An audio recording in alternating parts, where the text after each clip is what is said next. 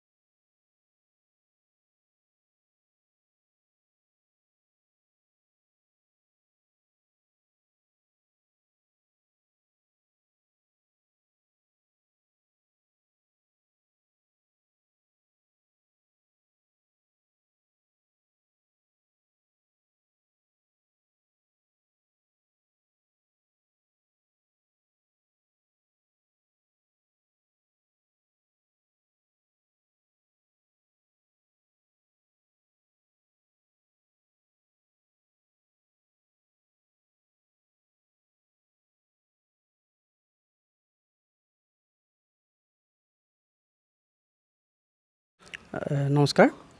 মই ভাৰত চৰকাৰ সাংস্কৃতিক মন্ত্ৰালয় CCRTৰ পৰা এই বছৰ 2022-23 বৰ্ষৰ সিনিয়ৰ ফেলোশ্বিপ পাবলৈ সক্ষম হ'লোঁ যোৱাকালি খবৰটো পালোঁ পাই খুব ভাল লাগিছে মানে আমাৰ অসমৰ পৰা আমি 18 জন নে 19 জনে পালোঁ আৰু দৰঙত মই একমাত্ৰ আৰু মোৰ মানে বিষয় আছিল বিয়া সংগীতৰ ওপৰত যেহেতু মই নিজে ওজা গতিকে মোৰ সেই ওজাৰ ওপৰত আমাৰ দৰঙী লোকসংগীত লোককৃষ্টি বিয়া সজাপালিটোক প্ৰচাৰ প্ৰসাৰৰ কাৰণে মই মানে এটা চেষ্টা কৰিছিলোঁ আৰু ইমান দিনে যিহেতু এইটো কাম কৰি আহিছোঁ আৰু সেই তাৰ ওপৰতে আমাৰ ভাৰত চৰকাৰে মোক এই ফেলোশ্বিপ দিছে কিবা ফেলোশ্বিপ পোৱাৰ ক্ষেত্ৰত বেলেগকৈ একো জনোৱা নাছিল মই যোৱা বছৰে মানে ইয়াতে আবেদন কৰিছিলোঁ আৰু যোৱা বছৰৰ পৰা মাজতে এখন লিষ্ট ওলাইছিল সেই লিষ্টখনত মোৰ নামটো আছিল 273 নম্বৰত মানে সেইখন বাছনি লিষ্ট আৰু একে শেষত যোৱাকালি আমাৰ যিখন ফাইনেল সেই লিষ্টখন ওলাইছে আৰু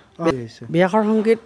মূলত আমাৰ দৰঙত বিয়াখৰ সংগীতটো প্ৰধান গতিকে আমাৰ যেহেতু দৰঙীয়া কৃষ্টি দৰং জিলাখনৰ প্ৰায় গাঁৱতে মই এই কৃষ্টি প্ৰদৰ্শন কৰিছোঁ দৰঙৰ উপৰিও আমাৰ ৰাজ্যখনৰ ওদালগুৰি শোণিতপুৰ কামৰূপ ইফালে নগাঁও মৰিগাঁও গোলাঘাট ইফালে কোকৰাঝাৰ ধুবুৰী এনেকুৱাকৈ